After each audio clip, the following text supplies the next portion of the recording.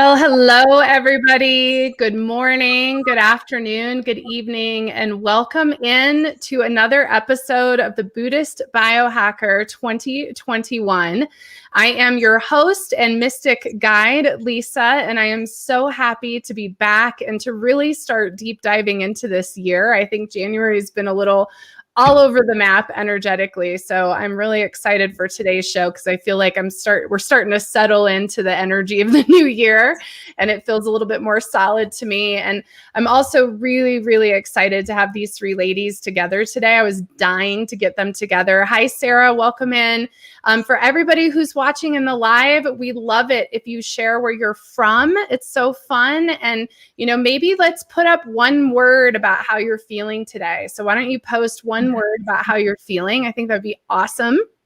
And our show today is Wild Women. So before I kick off the discussion, I want to introduce these three incredible women, Carolina, Sheila, and Lena. All three of these women I just love so much. I have such a connection with them, and I could not stand it. I wanted to get the three of them together because they share this vibration of this wild woman. So I'm going to go around and have all three of you ladies just introduce yourself and who you are and what you do. And we'll start with Carolina if you want to go first. Yeah. Hi there, everyone. My name is Carolina Helen, and I'm from Finland. I'm currently living in a small island with 30,000 people. And I'm a yoga teacher, but also facilitate different kind of energy medicine modalities. And one of those are the shamanic ways. And mostly coming back into my own roots of these Nordic kind of traditions of shamanism, and also do some psychic readings. And I just love the space of keeping space for others to step into their healing journeys wherever they are at. So this is what I am and what I do and what I want to bring out to the world, to just be what I am and who I am, and to in that way also encourage others to do the same. Welcome, Carolina. I'm so happy. And you're so far away from me, but you're so right here for me. So welcome. And Sheila, what about you? I have a practice in Santa Fe, New Mexico, and it's Heart of the Soul Healing. And in that practice, we have these amazing eclectic experiences. So I incorporate shamanism and craniosacral therapy, and to help mostly women. I hardly ever see a man walk through my door. I don't know why. But I am there to witness their transition, their trauma, and their grief, and welcome all the spirits of nature and of the cosmos to come in to our space and present themselves as they would like to, as teachers and as fellow beings that choose to expand with us. And I hope that makes sense. Oh my God, it does. And welcome, Sheila. I just love you. Sheila and I go way back at this point. She's been there for me and held space for me in some of the darkest times I've been through. So I have such a special spot in my heart for you as well. And Lena, welcome. You're like newest to my circle, but I feel like I've known you forever. And of course, I love your mom so much too. But tell us about you. Sure. So my name's Lena Moon, and gosh, I always who am I? What do I do? It's like so many things, but it's all so interwoven at this point that I just have to name them all. But I'm an artist, a multimedia artist, so a storyteller, a poet, a visual artist, performing artist. I also am a healer. I primarily work with flower essences and other forms of intuitive touch, like energy work. I do astrology. And I'm really primarily work also with women. Specifically, I do also work in ritual work with women around cultivated womb ceremonies. So that's a little smattering of all of my joys and passions and ways that I bring healing into the world.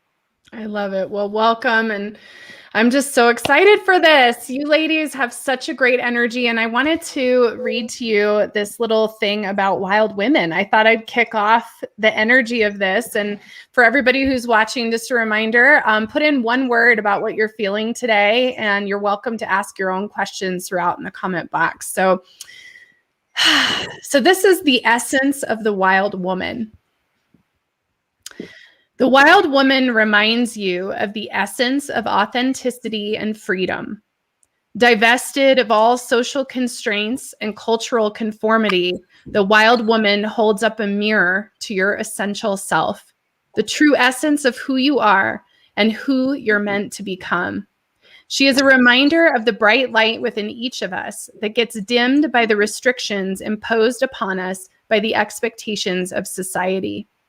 She reminds us that in order to be fully present to life, we must uncover that light and let it shine brightly, regardless of the perceived consequences.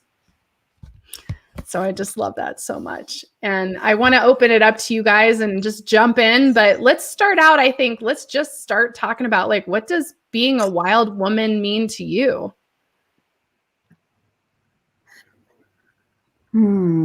For me, it is about coming into the real connection through the self, to the nature, and living that connection, that relationship. And what has been opening for me a lot these past months is this kind of weaving this web also with the sisterhood and being in the holy circle with other women and to really support every woman, because the women are the medicine people on the earth. We are the containers and all the holders of the medicine of the earth vibration, as I see it. And that's also why I have been burning so much to come back into our own roots and the ways of working with energy here in North. Because I was reading also this a book that was actually a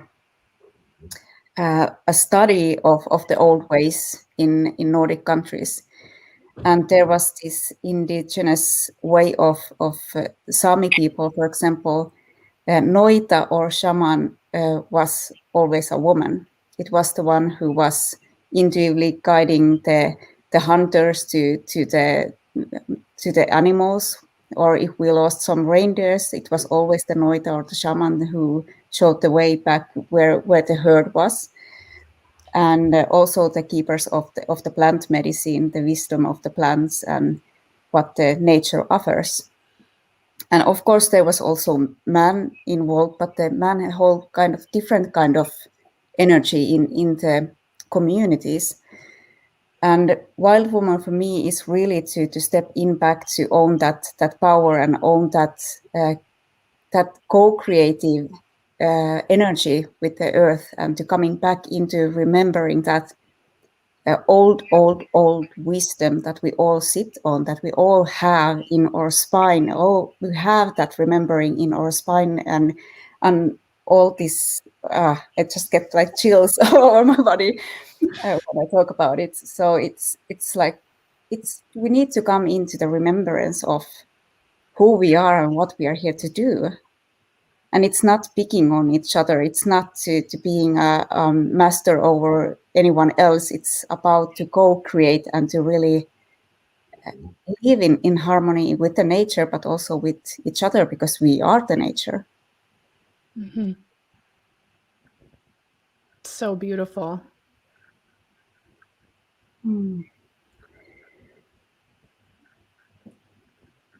Well, I'll jump in.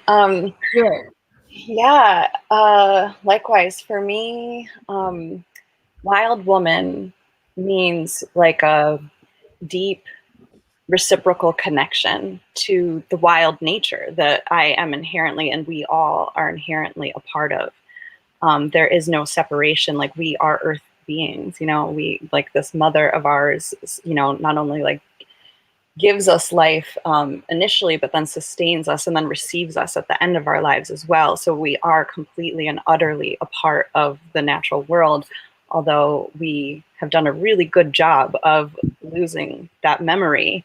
But as Carolina puts it so beautifully, it lives inside of our spine, it lives inside of our bones, it lives inside of our blood and in our DNA. And I also found, I mean, I feel really grateful that I've had a strong connection to the wild my whole life. I grew up just like in that transitional era in which it was still acceptable to like let your kids like go off into the woods by themselves, like, you know, all day. And so I just grew up out in the wild with just me and like my siblings, and have always been a little bit of a loner. So have always had those like psychic intuitive capacities to listen. And of course I've had mentors along the way that have helped expand those capacities. But yeah, for me, it's foundational that I live in a reciprocal relationship with the wild world, meaning that not only do I receive a lot of my intuitive guidance, and that, like,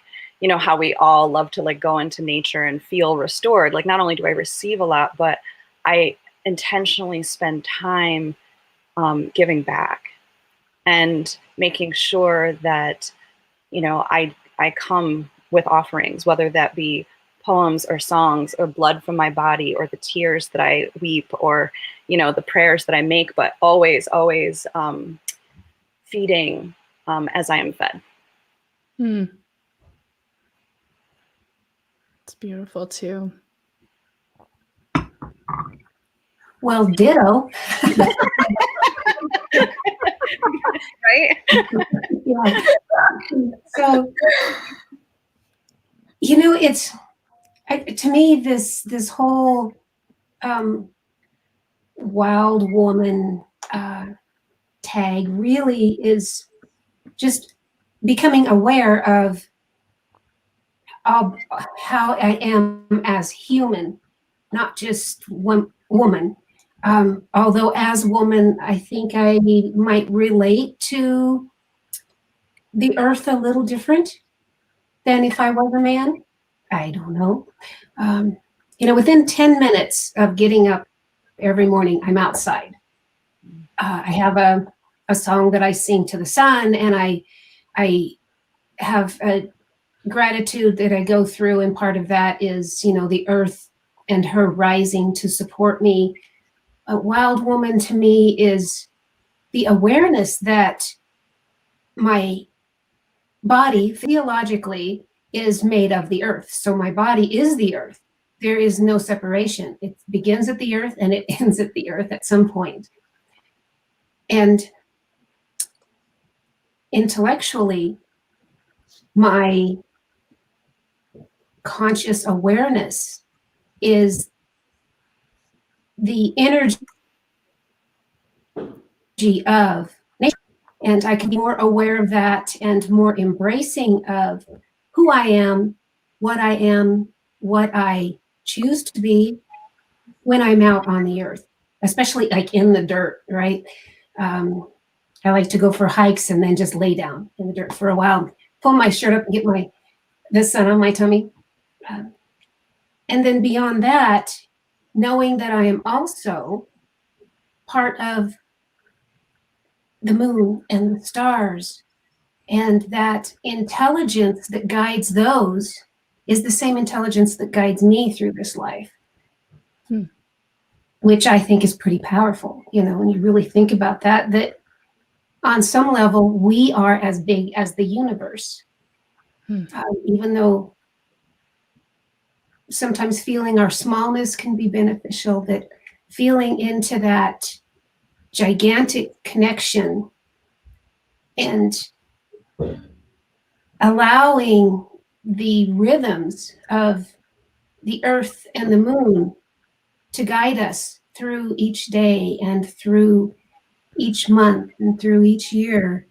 You know, I think it's a wonderful, beneficial thing, and I just feel really lucky to be aware of that. So I think for me, Wild Woman is just the awareness of what I truly am, and accepting that. So beautiful, all three of you guys. Oh my gosh. And I think, and hi, everybody. Hi, Eve. Eve's word of the day is flow, and Sarah's word of the day is light. So those are really beautiful. So keep sharing your words of the day in the comments for everybody who's joining. And oh my gosh, talk about ditto. I mean, all three of you guys, I mean, it's absolutely so beautifully put. And for me, it's letting go of all the constructs, you know, like the time constructs and just all of it, whatever that looks like, and really being in flow. And I think that we had a really beautiful gift this past year with the quarantines and the isolation to be able to let some of that go. So many people are working from home. You know, it's like allowing myself to stay up for 2 days to make a movie because this creative energy is flowing through me, or to be able to rest when I know that I need the rest. It's like just being in this flow of energy and following the cycles of the moon and the sun and the planets and the stars and even that galactic energy, you know, that exists inside of our DNA too, and bringing that all together. So I absolutely agree with all of you. And I'm wondering too, you guys are making me think, and this is kind of my next question, I think, for the three of you is, when did you know you were a wild woman in the sense that you felt that connection to earth? Because I've had a lot of moments of just kind of thinking of my past recently. And I feel really blessed. You know, I grew up between Iowa and Colorado. Excuse me. And so I was outside a lot, hiking and camping and fishing and doing all those things. Sorry, I have a little bit of a cold, remaining cold energy. And so I was always outside, like always outside. And I write about it in my book. I sat at this huge oak tree that had fallen over, but it was enormous. And I used to take my journal out there and just sit in the rain while it was raining and like write in my journal. And I used to be obsessed with like the paper and how it would feel after it had been wet and it dried. And like, I just loved being outside. That was just me, and it's still me. And I know that not everyone's like that. And so I'm curious for you guys, like, what was it like for you when you were younger? When was that moment that I don't even know if you realize it, but I think just, you know, what was your relationship with nature and earth, even at a young age? I was grown up in the northern Finland with also most of the time we were at my grandfather's and grandmother's place, and it was like really in the middle of the woods. There were like no people. In 10 kilometers was the nearest neighbor. So we were a lot of in the nature. We were a lot of in the forest, and we had like reindeers and stuff like that. So it was a constant communication with the nature, with the animals. And as long as I can remember, I have had this relationship to birds. And that was something that I did a lot when I was small. So when I experienced that I was treated in what's the word? Like if I thought that someone had done me wrong or someone had been unfair to me, and I felt wounded or sad, I went to the highest pine that I could just find, and I climbed up, and I sat in the top of that pine and singed with ravens. So I think I have had that kind of with me the whole life, even though there was part of me in at the road where I kind of lost that connection, where I started to like shut down myself from experiencing everything that I had experienced like forever, and had kind of the insecurity and also non-support in the healing way that I was on. And when it finally took me into the space where I actually needed to die, like physically die, to be able to come back into that remembrance of like, holy shit, what are you doing? Like, have you forgotten everything? Have you forgotten who you are, what you were when you were in the nature? And that took me back into remembrance of that connection what I had when I was a child. So I see in many ways like my physical illness when it was the biggest gift that I have got in my life, because it has taken me back to who I am and what I'm becoming.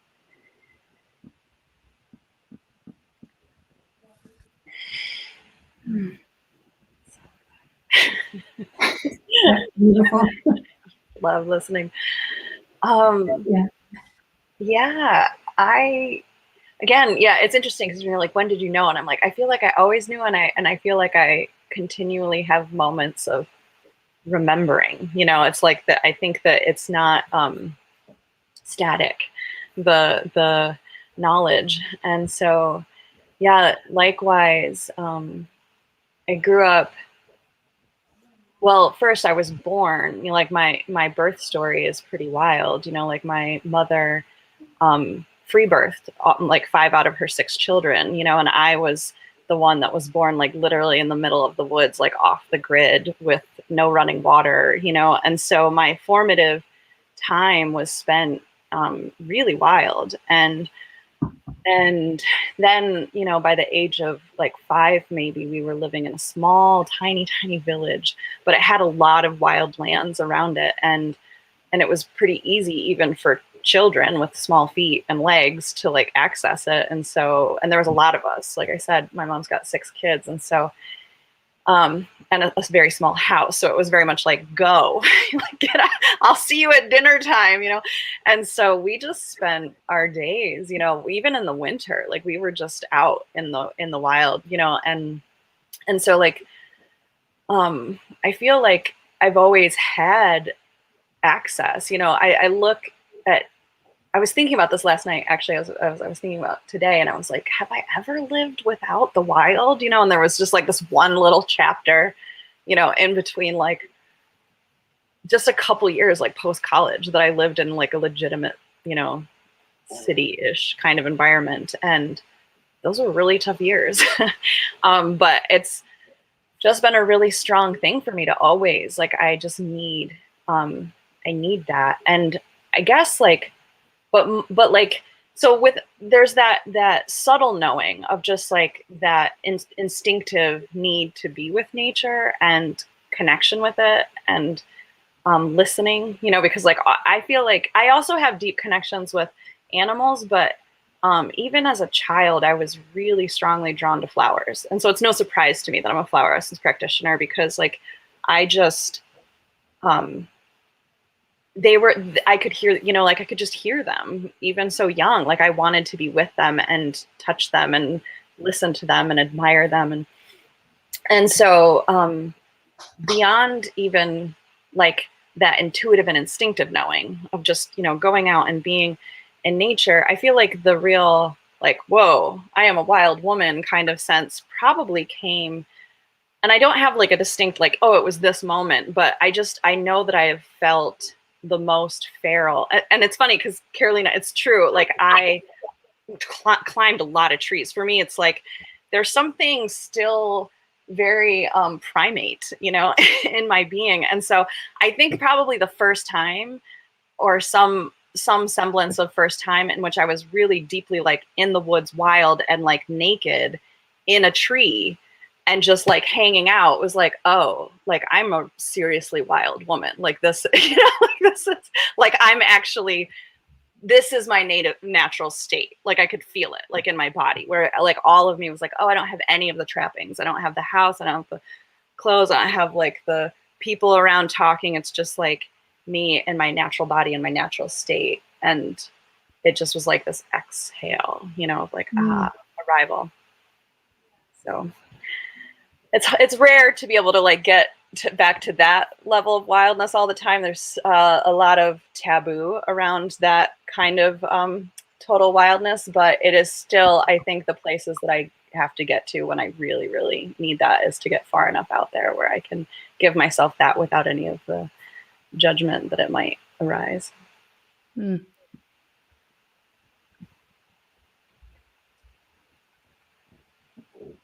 So similar again.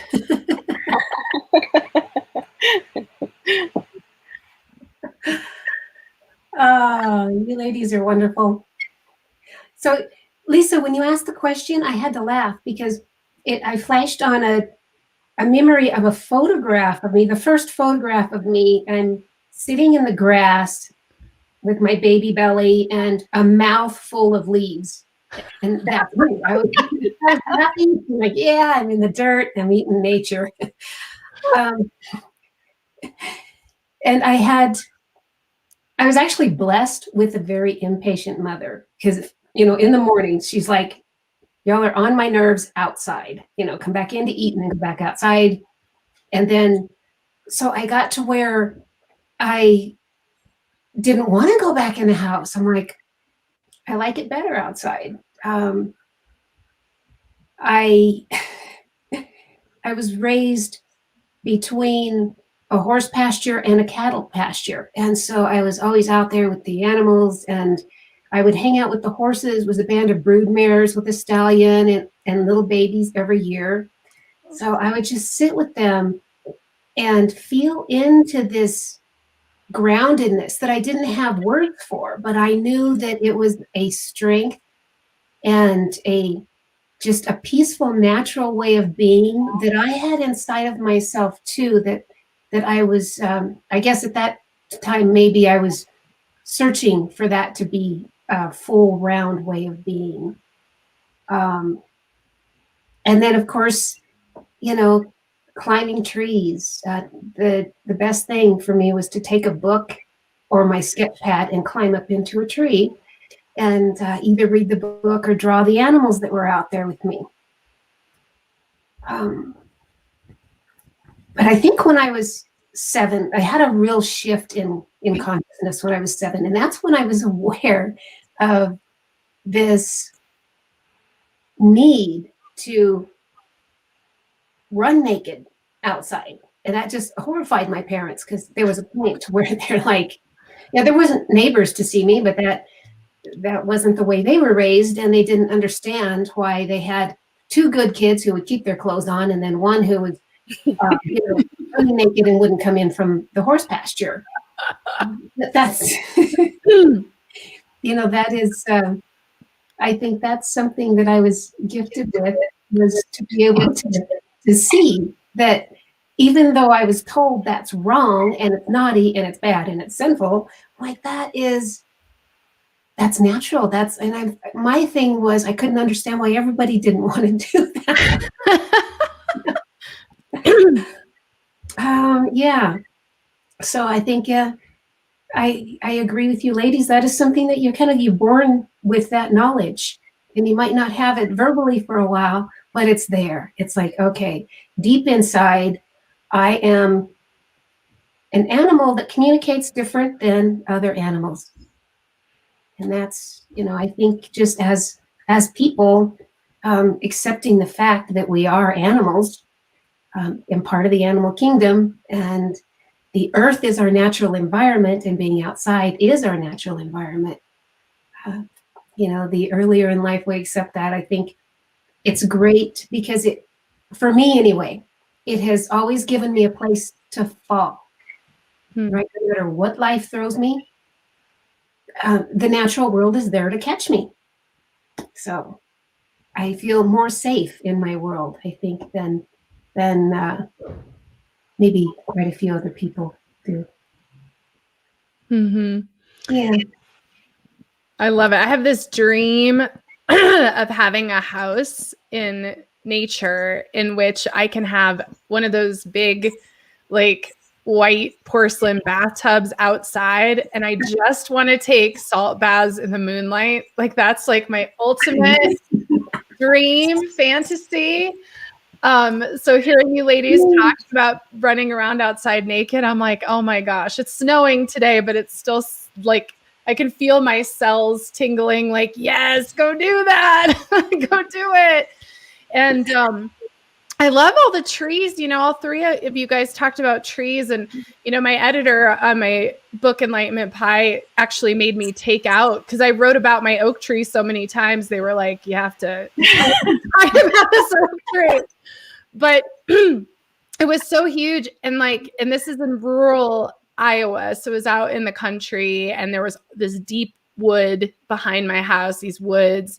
And this oak tree would be covered like in places with moss and algae and things, that because it was so moist, it's humid there. And I would just smell it's probably terrible because mold and I aren't friends, but I would sit and I'd smell all the moss and all the stuff on the trees. And I just loved it. So I agree with all of you. Like, you're kind of born with this desire to be. And I remember, I just know I love it here. Like, I'll keep coming back here no matter how hard it is, because I just love this planet. Like, there's an energy of just loving this planet. Like, there's just, the planet is amazing. The people may be hard, but the planet's amazing. The animals are amazing. It's beautiful. And, I wanted to, Carolina, you brought up, your health. And one thing that I think has always stood out for me, no matter what shamanic or indigenous tradition you practice, is the relationship with death.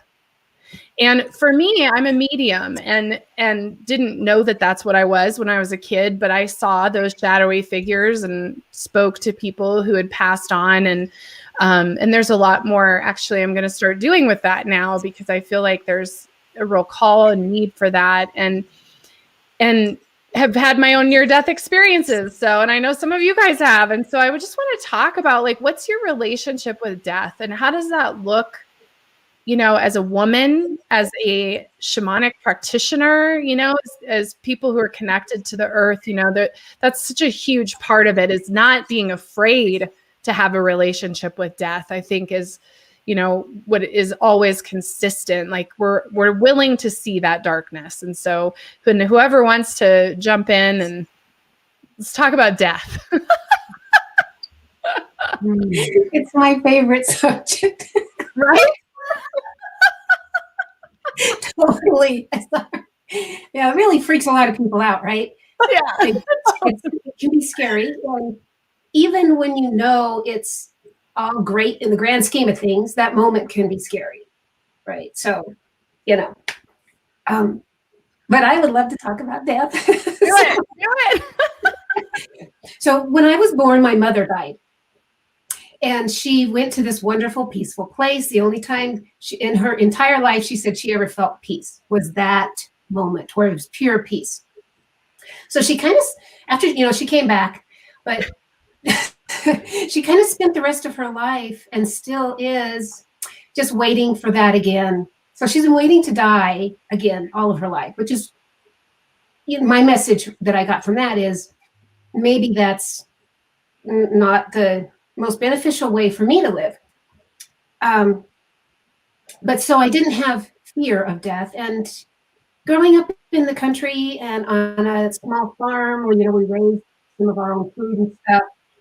And at one time we lived pretty close to a road. So you get used to death, right? You see these animals die. You have to go get your cat off the road or whatever. But then my father died when I was 8. And I knew that there was something like different. The family's grieving. Oh, he's dead. He's gone. And I'm thinking, I remember asking, is he really? So I used to see him, and I would see him when I was outside, of course, because he worked outside. We spent a lot of time together outside. But I would follow him around. I would follow him across the fields. And it was interesting. He wouldn't let me get close enough to him to touch him. But he was there. And it was like, I knew that he was like really there. Although I also knew that there was something that I had to transition through if I was going to communicate with him. So as I grew and as I began to explore body work and energy work and, just try to polish up my psyche a little bit, then I was able to start stepping through that wonderful thin veil and talk to him or receive information from him. And let's see, where am I going with this? It seems like ever since, in the shamanic training, we go through this little death where we get to go to the place that we will go as we begin our transition into the life between lives. And it's an amazing, super fun experience because you get to fly, and it feels so real, the most real flight that I've ever taken. And of course, there's Dad, and there's some other people too that I actually didn't know, but it was all casual. They're walking around in their flannel shirts and jeans. And I thought that was really funny because honestly, I thought I was going to see angels and light, and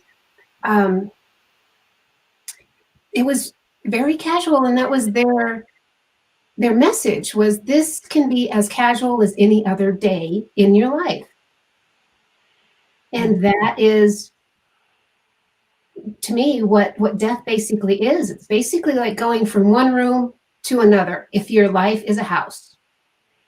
And then you decide if you're going to go and maybe go into the closet for a while and retreat and work on a soul level on different things that you experienced in your life.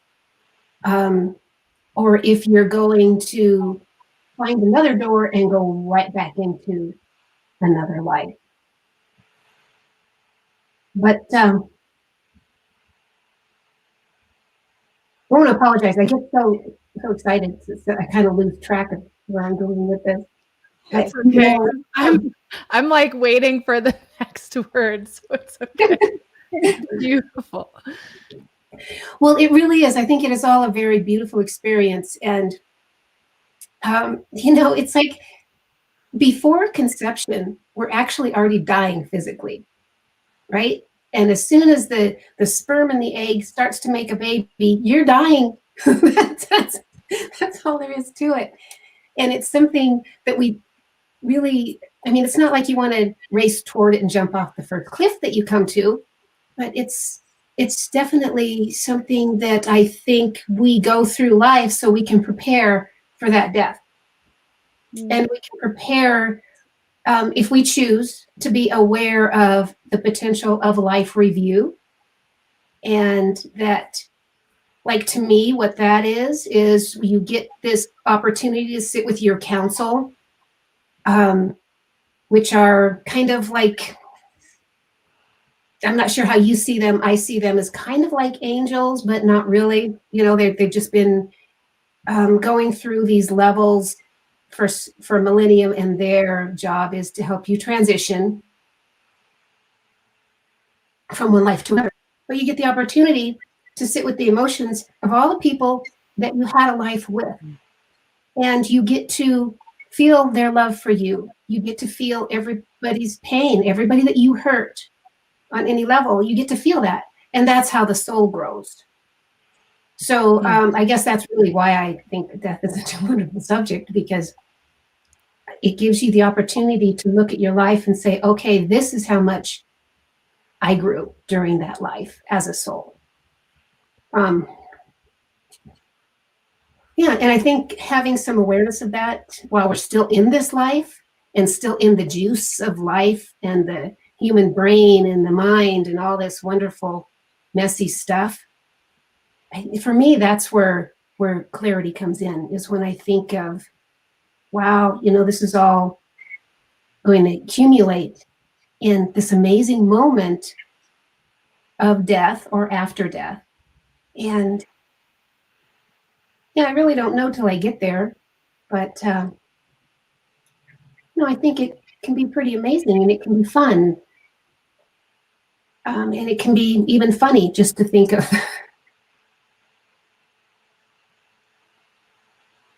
death. I'm going to give somebody else a chance to speak about this.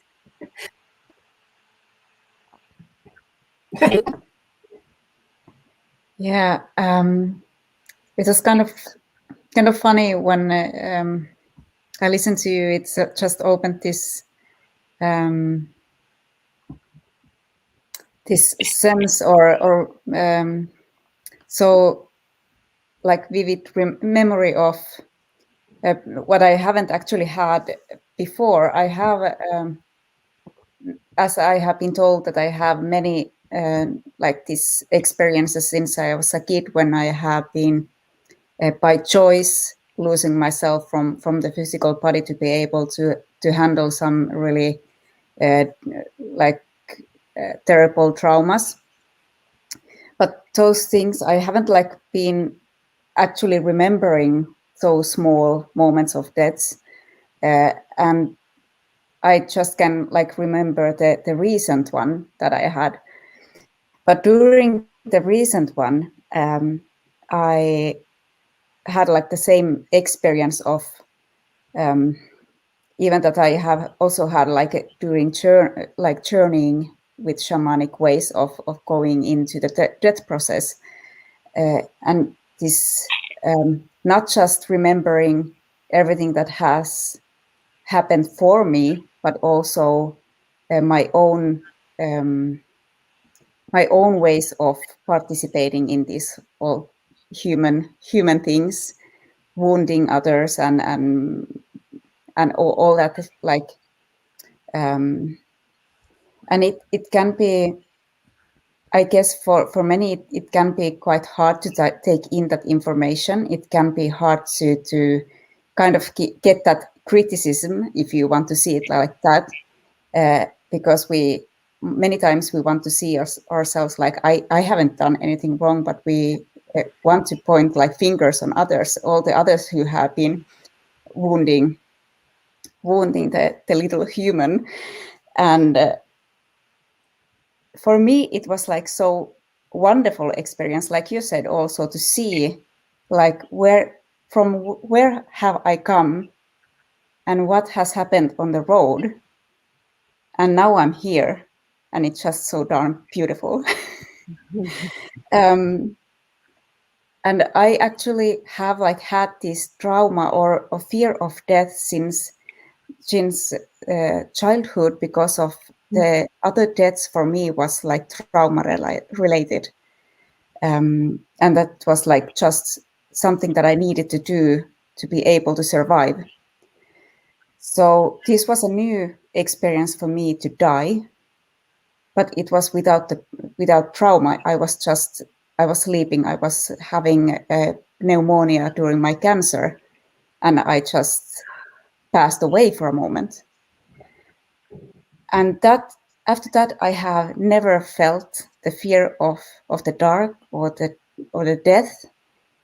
But that opened actually up my whole perceiving of the beauty of the world and everything that surrounds us, but also the kind of the longing also for when my time is to go, I will go with grace, because I know that there is like nothing to fear in the process of dying.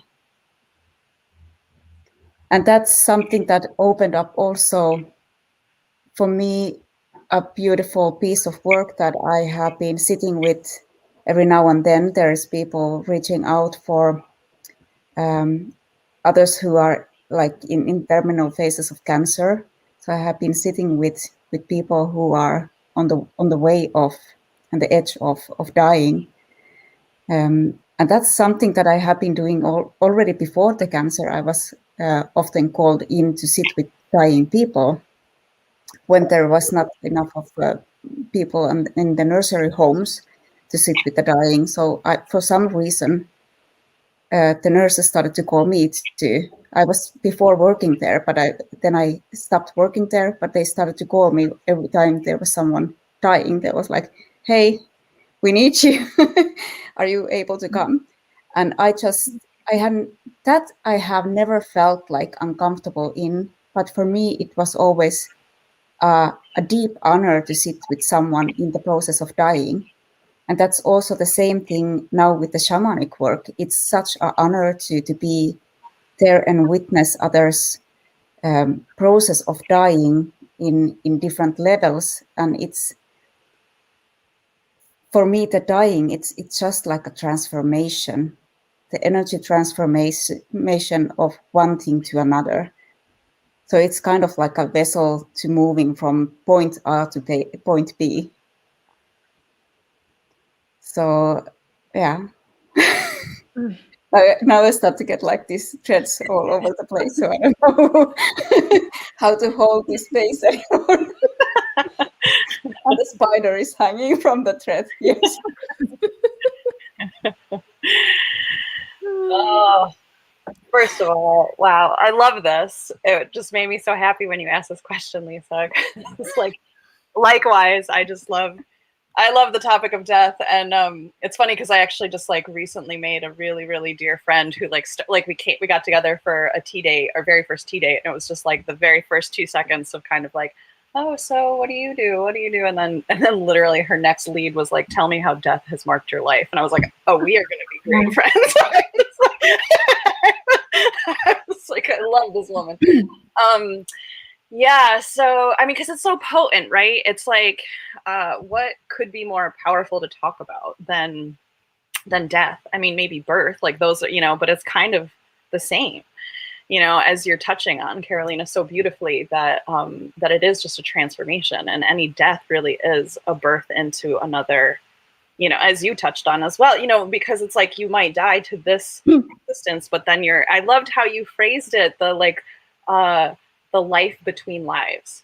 Like, that's such a good, so yeah, for me, gosh, my relationship to death has been lifelong.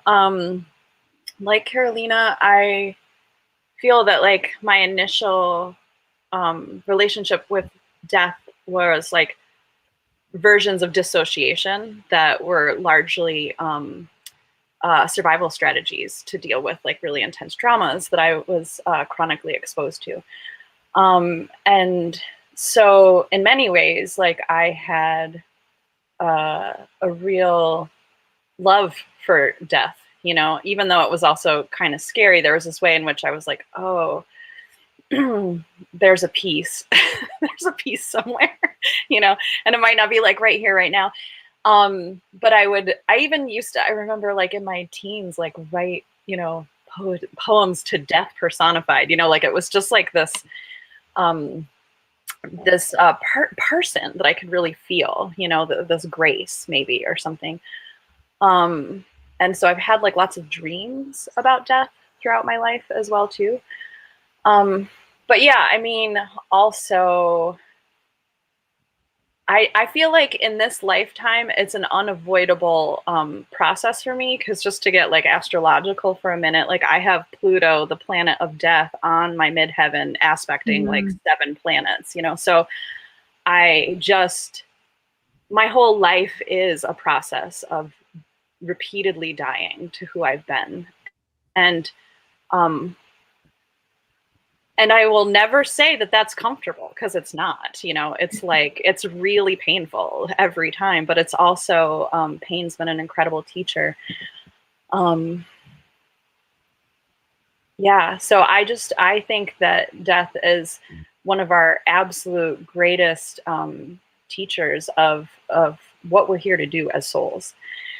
And I guess because there's a part of me that like everything I could say could be a repetition of something that's already been said. So I'm also wanting to kind of distill and find pieces that are unique. And so one piece that I do want to speak to, since we're talking about the wild woman, and there is some gendered part of like what we're talking about, that I have definitely felt the nature of woman as the gateway to life, that we are also the keepers of death in many ways, and like had a very strong, like that was one of my deepest, purest experiences of death, was many years ago, I was pregnant, and because of a variety of really intense circumstances, could not have seen bringing that life in, and so chose not to. But I learned in that process that our wombs are containers for that process, whether or not it is a life.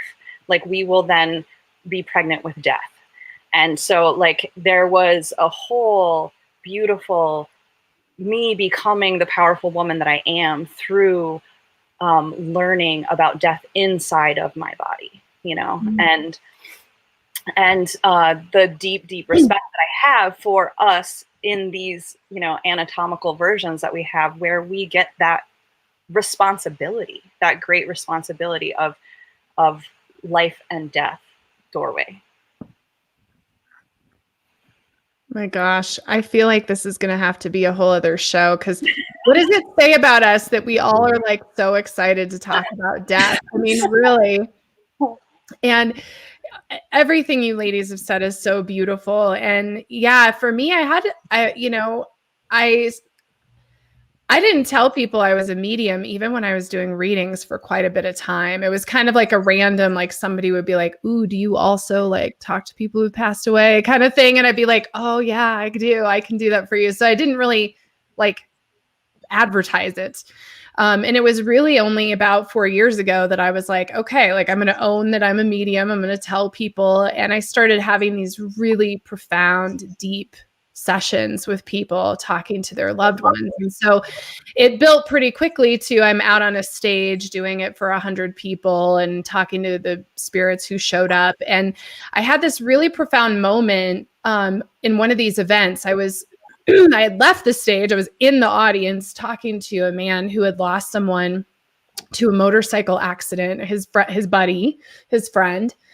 And it just like hit me somehow. It was like a lightning bolt. It was like, this has nothing to do with these people sitting in this audience. This has everything to do with the spirits who are waiting to communicate. And at that moment, I rededicated. Ooh, it makes me emotional.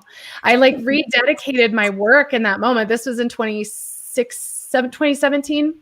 That as a medium, that my job and what my mission has become is to heal them, the people who have left, who didn't get to say what they needed to say, or who didn't get to connect the way they wanted to connect. And it's really not about the living person in front of me. I mean, there's always a healing for them too, but it's really about those that have passed away. And so within all of that, you know, we come into the pandemics and all this stuff going on and people leaving the earth and all these things. And I really was conflicted last year. Like, what does that all mean? You know, what's happening here? What's going on? And so it took me some time to kind of understand my place in all of that, because I wasn't sure what I thought about what I should do about the people that have left. And it got bad enough that my mom was calling me saying, listen, I've got spirits showing up at my house. Like, if you don't start figuring this out, like they're starting to bother me, you got to do something. And in September, I read something that activated something inside of me. And those that have passed away have started showing me their transitions. And it's been really profound in the sense that even with near-death experiences I've had, I have this completely different understanding of what's happening and where they're going and what they're experiencing. And in my Tibetan shamanic practice, I mean, I'm really focused on the bone tradition in Tibet, old school. Like, that practice is all about lucid death and not losing your consciousness when you leave. And so that's what's changed for me in this last year. And so I'm going to start sharing these transitions. I'm actually going to start sharing their messages, or else they're going to never leave me alone. I actually had a man show up in my kitchen table and he was like, you need to get your computer and start typing. I just need to talk right now. And I was like, oh gosh. But you know, what's profound about all of that for me is, you know, we have our part, right? And all three of you touched on this and said something about this. Like, we're the bridges to the unseen. We're the bridges to those other dimensions and those other spaces. That's what a wild woman, what a shamanic woman does. We hold space to connect to that energy because it's something that we were born with. It's something that resides inside of us. And I think all four of us, it sounds like we were all very gifted with the ability to be in that space, even at a young age, to be in nature, to float into the different dimensions and to be in that space.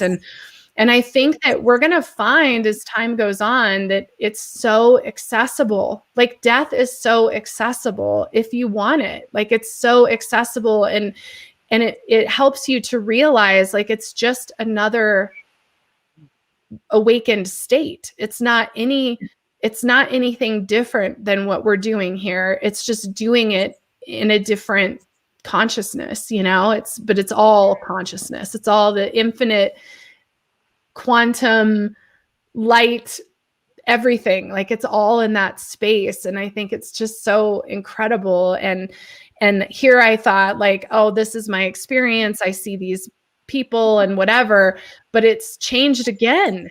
And I think we're all experiencing that, right? Like it just keeps evolving and developing and growing. And it excites me because it's like, oh, there's still more. There's still more to learn and more to do and more to experience. And I just think it's amazing. And it's already been an hour, which is just insane to me. I mean, time just flies, doesn't it? So I want to give some space here at the end for each of you to share what you do and how folks can find you, because I think all three of you do such profound work.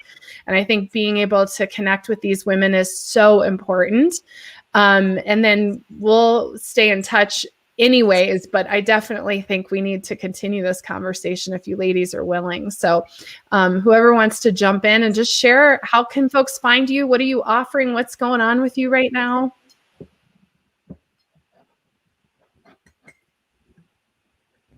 Okay. We're all so polite. So I'm Sheila Rasmussen of Heart of the Soul Healing, and you can find my website, heartofthesoulhealing.com. I do physical work here in Santa Fe, where I do a combination of shamanic healing and craniosacral to bring the body along in the process. So it's kind of a somatic emotional technique. I also offer phone sessions. So the phone session would be tends to be geared more toward a counseling session, although there's also energetic healing involved. And so my sessions are a combination of psychological counseling on a very contemplative level. So it's not looking for what's wrong with you. It's finding what's right and focusing on that light and brightening that light. Also, messages come through that whether they're from your guides, your ancestors, your cousin that just passed away, or angels. So I do share those with you. And that seems to make a really profound effect on a person's journey when something that they know is true is spoken and brought to light for them. But I offer different lengths of sessions depending on, what you want. My session is definitely, it's your session, so it is tailored to fit to you. So, yeah, check it out.